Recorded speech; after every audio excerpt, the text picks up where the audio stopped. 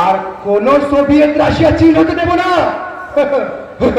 আর কোন লেনিন জন্মাতে দেব না, আর কোন এই যে তোমরা আছো, তোমাদের মধ্যে কোন ক্ষুদিরাম ফাঁসির মঞ্চে যেতে দেব না। তবে তবে 14 তারিখ রাতে একটু ভয় পেয়েছিলাম, কিন্তু সেদিন রাত থেকে আবার শুরু করে দিয়েছি। যারা ভাঙতে গেল একবারের জন্য তাদের বিবেক জাগতে দিইনি। তাদের ঘরে যে তোমাদের মতন মা বোন আছে ভাবতে দিইনি। তারা নির্দ্বিধায় ভেঙে গেছে। শুনেছি সিআইএসএফ মোতায়েন হয়েছে। হ্যাঁ, কি ভাবছো তোমাদের সুরক্ষা? আর কি করেছি শুনবে বলবো এখানে সবার সামনে, তাহলে কানে কানে বলি। জাস্টিসের দাবি থেকে সরিয়ে কয়েকটি রাজনৈতিক দলকে দিয়ে সরকার পতনের দাবি তুলিয়ে দিয়েছে, আরো অনেক কিছু। और आप लोग सोच रहे हैं কোথায় গেলে জাস্টিস পাবো?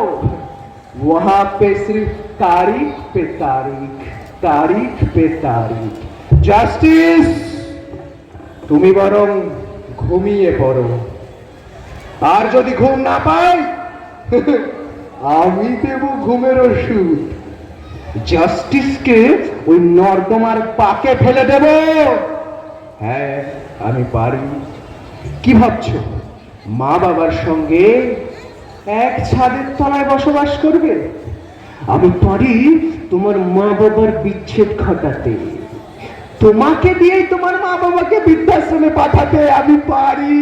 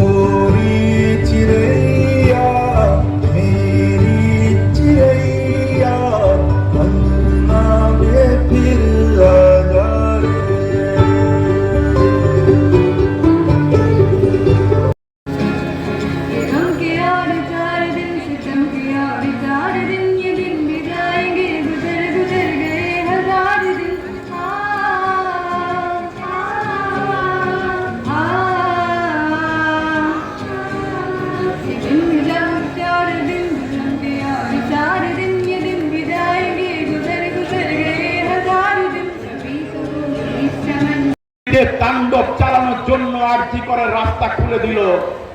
তারা তাণ্ডব চালালো প্রমাণ লোপাটের জন্য, তারা তাণ্ডব চালালো আন্দোলনের মঞ্চকে ভাঙার জন্য।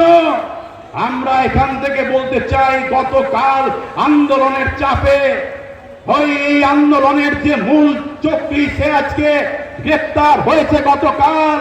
কিন্তু জেনে রাখুন, শুধু গ্রেপ্তার করলে হবে না, যতদিন না অপরাধীরা শাস্তি পাচ্ছে এআইডিএসও রাস্তায় থাকবে। আমরা এই সমাবেশ থেকে অঙ্গীকার গ্রহণ করছি। আমরা সিবিআই এর উপর নজর রেখেছি।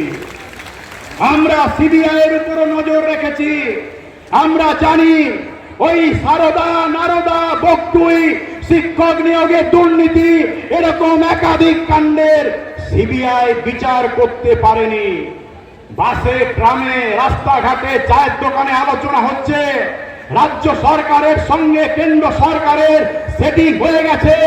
কিভাবে তদন্তকে বিলম্বিত করা যায়, কিভাবে দোষীদেরকে আড়াল করা যায়, সেই চেষ্টা চলছে।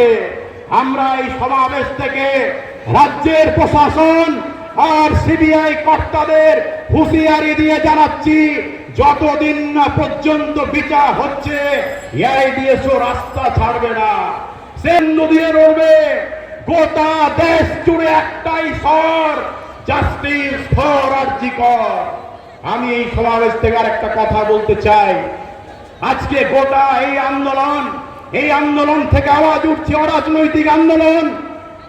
আজকে দাবি উঠছে, আমরা এআইডিএসের পক্ষ থেকে বলতে চাই এই কথাটা উঠছে কেন? আজকে দেখুন ক্ষমতা দখলের নোংরা রাজনীতি, নীতিহীন রাজনীতি, কিভাবে ক্ষমতা দখল করা যায়।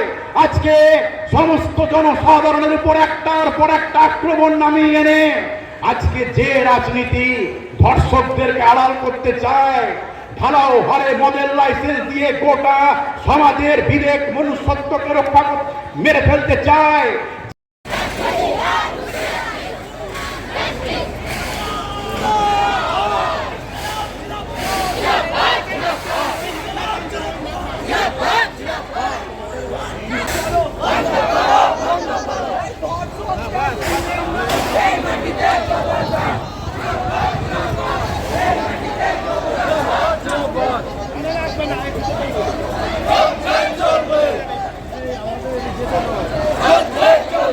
আরে আমি সোজা গিয়ে পারন না।